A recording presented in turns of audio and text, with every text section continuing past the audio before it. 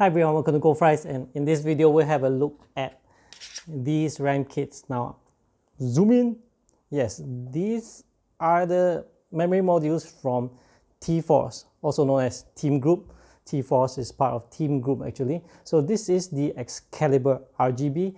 It retails at US 110 over at Newegg.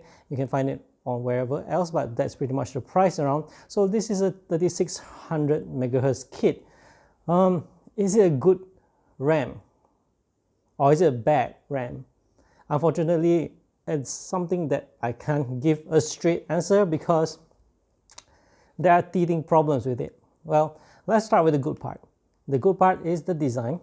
It looks good, all right, and the RGB LED looks great as well. I'll show you the RGB LED towards the end of the video, after I highlight all the things that I have problem with this kit. Now, the first problem I had was that I intended to run it on my ASRock X570M Pro 4 with my Ryzen 5 3600, but it just wouldn't even post. I had a Vulcan Z model on that rig, works fine, but this kit just refuses to work. So I went on with my X570 Taichi, also from ASRock, but this time it's using a Ryzen 7 3700X processor.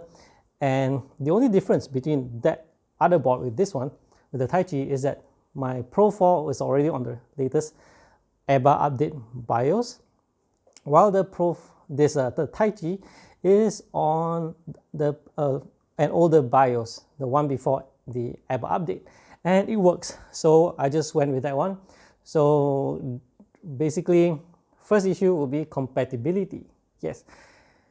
Second issue would be the performance itself. Now let's have a look at the benchmark. I am using only DaVinci Resolve because that's the test I find that shows the difference, real world difference of what I get with these RAM timings. So this is what I get with the XMP profile, which looks all right.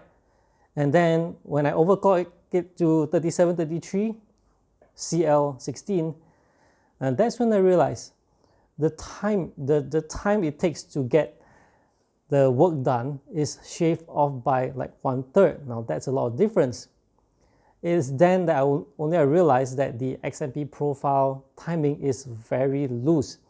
And what's worse is that if I were to not set the XMP and went with the motherboard's default memory settings, which is 2400 at CL16, it actually does a lot faster, which is actually boggles me. It blows my mind, really.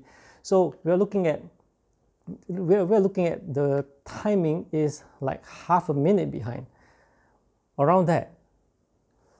Believe it or not, if someone were to buy this and to set XMP, they are actually getting less performance than they get without meddling anything on the BIOS for the RAM settings.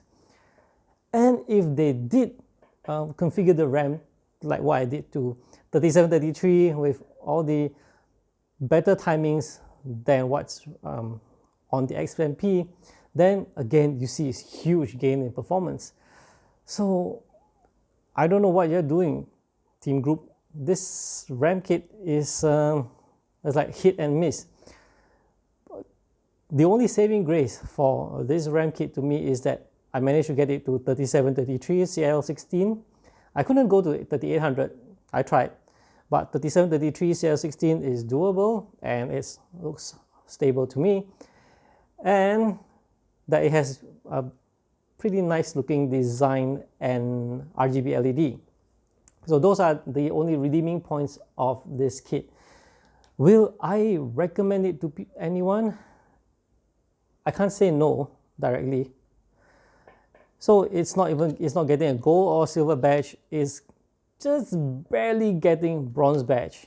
If one, you are willing to do tuning.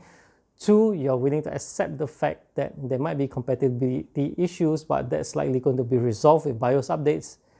And three, you really like the RGB LED. And perhaps four, if you can get it at a good price. If not, then if you're just looking for a high-speed RAM out of the box by just loading XMP kit without touching any overclocking, then clearly this is not the RAM kit for you. So, alright, that's it for this video. I hope Team Group improves on their T-Force range of products, because I like the Vulcan Z. The Vulcan Z being much cheaper, no RGB LED, costs far less, performs with the overclocking, it performs just as good, almost as good as this one overclocked. You get the 3733 advantage to match with the optimized FCLK and all that for the Ryzen setup, but let me recap. If you are going to just use XMP profile, then forget about this kit. It is not for you. This is only if you want to tune and you're willing to accept the fact that there might be compatibility issues with BIOS. Alright, that's it for this video. Thank you for watching, and I'll see you guys in the next one. Bye bye.